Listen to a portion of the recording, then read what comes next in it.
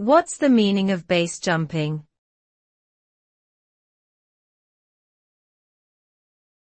Base jumping.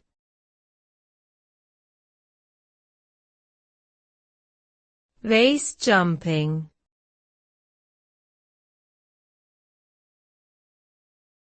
Base jumping.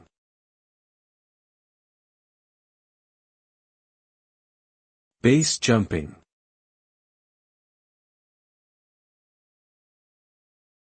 Base jumping is a high-risk recreational activity that involves individuals jumping off buildings, cliffs, bridges, or other fixed objects while wearing a parachute or similar equipment. The term base stands for buildings, antennas, spans, and earth, which are the four categories of objects that base jumpers typically leap from. Unlike skydiving, base jumping provides a very short freefall period before the jumper must deploy their parachute, making it a much more dangerous activity.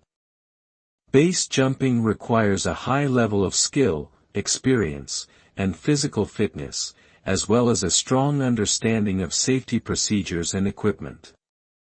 Due to its extreme nature, base jumping is banned in many places around the world.